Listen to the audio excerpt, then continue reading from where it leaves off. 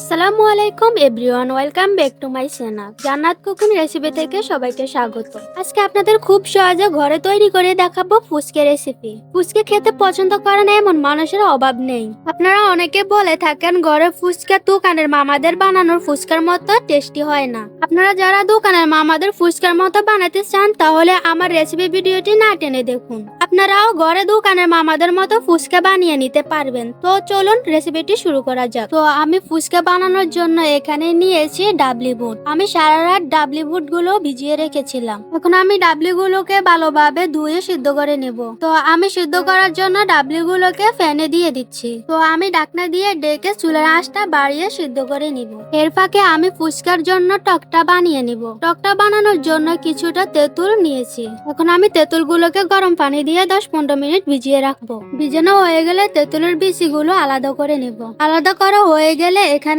আমার পরিমাণ মতো পানি অ্যাড করে দিব। আপনারা টক আপনাদের পরিমাণ মতো করে নেবেন। টকটা তৈরি করার জন্য যা যা লাগবে, এখানে লাগবে বিট লবণ, এরপর লাগবে কাঁচামরিচ কুচি, আরো লাগবে চটপটির মশলা, আরো লাগবে টালা শুকনো মরিচের গুঁড়া, আরো লাগবে 2 টেবিল চামচ চিনি, আরো দিতে হবে লেবুর রস। তো আমি সবগুলোর মিশ্রণে টকটা বানিয়ে নিয়েছি। এর ফাঁকে ডাবলি গুলো পরিপূর্ণ সিদ্ধ হয়ে গিয়েছে। এখন আমি চুলা থেকে ডাবলি গুলো নামিয়ে নেব। ডাবলি নামানো হয়ে গেলে ফুচকা ভাজার জন্য চুলায় একটি কড়াই বসিয়ে নেব। তো এখানে আমি ফুচকা ভাজার জন্য দিয়ে দিব রান্নার রেগুলার তেল। তো আপনারা মুদি দোকানে রেডিমেড ফুচকার প্যাকেট গুলো কিনে নিতে পারেন। তো আমি রেডিমেড ফুচকা দিয়ে ফুচকা বানিয়ে দেখাবো। এর ফাঁকে তেল গরম হয়ে গিয়েছে। এখন আমি একে একে ফুচকা গুলো দিয়ে দিব।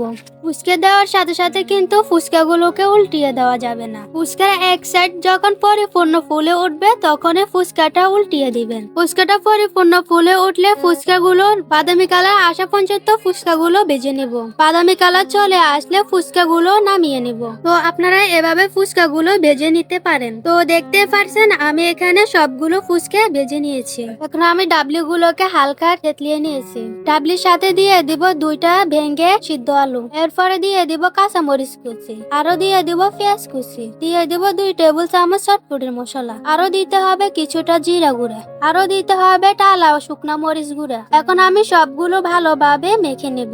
তো মোস্ট ইম্পর্টেন্ট বিট লবণটা দিতে ভুলে গিয়েছি। এখন আমি বিট লবণটা দিয়ে দিব। বিট লবণ দেওয়া হয়ে গেলে একটা চামচের সাহায্যে লেড়ে ছেড়ে মিশিয়ে নিব। তো আমার ডালের মিশ্রণগুলো তৈরি হয়ে গিয়েছে। এখন আমি একটি করে ফুচকা ভেঙে দিয়ে দিব ডালের মিশ্রণগুলো। একে একে সবগুলো ফুচকা এভাবে বানিয়ে নেব। আমি চেষ্টা করেছি দোকানের মামাদের মতো তৈরি করে দেখানোর চেষ্টা করেছি। বানানো হয়ে গেলে দিয়ে দিব মাঝখানে টকের বালতিটা। এরপর দিয়ে দিব প্রত্যেকটা ফুচকার উপরে কিছুটা শসা কুচি। এরপর আপনারা দিয়ে দিবেন কিছুটা ধনিয়া পাতা কুচি। এরপর ডিম গ্রেট করে দিয়ে দিব। ডিম গ্রেট করার পরে প্রত্যেকটা ফুচকার উপরে 1 টেবিল চামচ করে টকটা দিয়ে দিব। তো দেখতে পাচ্ছেন দোকানের মামাদের মতো ফুচকা তৈরি হয়ে গিয়েছে। আজকের রেসিপিটি দেখে যদি আপনাদের কাছে ভালো লাগে তাহলে ভিডিওতে একটি লাইক করে চ্যানেলটিকে সাবস্ক্রাইব করে আমার পাশে থাকবেন। তো আজকের ভিডিও এই পর্যন্ত। সবাই ভালো থাকবেন, সুস্থ থাকবেন। আল্লাহ হাফেজ।